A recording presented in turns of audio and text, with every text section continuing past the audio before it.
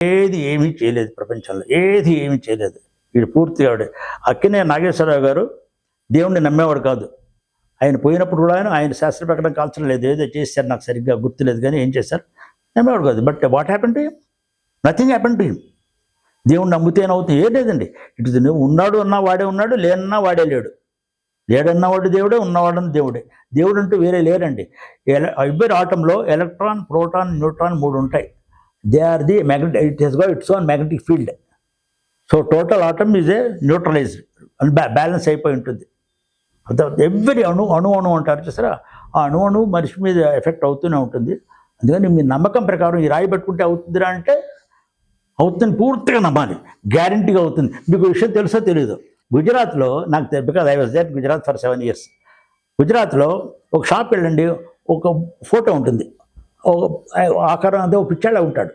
ఆయన ఆ షాప్ గురువు గారు, ఆయన ఏం చెప్తే అది చేస్తాడు. వీడు ఏం చెప్తే అది చేస్తాడు, పూర్తిగా నమ్మకంతో చేస్తాడు. పూర్తి నమ్మకంతో చేసేప్పుడు అది మెటీరియల్ అవుతుంది.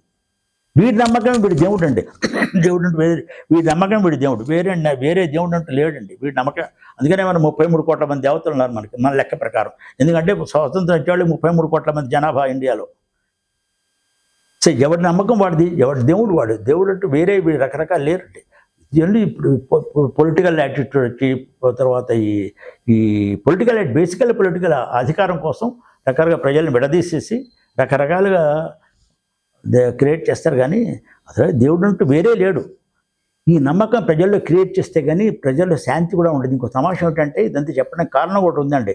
ప్రజల్లో జనరల్గా అమాయకులు అండి, ప్రజలు జనరల్గా అమాయకులు, 99% అమాయకులు. ఎందుకు అమాయకులు ఉంటానంటే, నాకు తెలిసిన ఒక ఆయన, పెద్ద ఆయన, నాకన్నా పెద్ద ఆయన పేరు గీరు అనవసరం కానీ చెప్తున్నాను. ఆయన నా చిన్నప్పుడు మా కాలనీలో ఉండేవాడు, దినాబాద్ కాలనీలో ఉండేవాడు. ఆ వరంగల్ హైదరాబాద్ వచ్చిన తర్వాత ఇది retired as a joint director technical education retire. ఆయన నేను ఒకసారి వాళ్ళ ఇంటికి వెళ్ళాను. మా నాన్నకి బాగా ఫ్రెండ్ ఆయన కూడా, గురునాడిని తెలిస్తే బంజారాస్లో ఉండేవాడు, వాళ్ళ అబ్బాయి కూడా ఉండేవాడు. వెళ్ళాం. ఆయన ఏమన్నాడు, హే పివి నరసింహారావు 2 కోట్ల లంచం తీసుకున్నట్రా, అంతే అన్యాయం కదా అన్నాడు.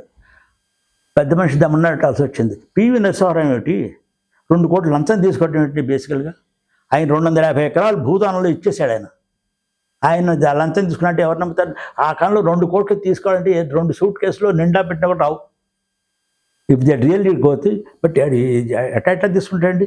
ఎవరో క్రియేట్ చేశారు, జనరల్గా నమ్మేస్తారు. అంత చదువుకున్న ఆయన, అంత పెద్ద ఆయన కూడాను ఆ నమ్మకం చూస్తారా, హీ హాజ్ బిలీవ్డ్. అందుకనే నమ్మక మనిషిలో ఉన్న జ్ఞానానికి చదువుకి సంబంధం లేదండి, అస్సలు సంబంధం లేదు. కామన్ సెన్స్ ఇది జస్ట్ దాని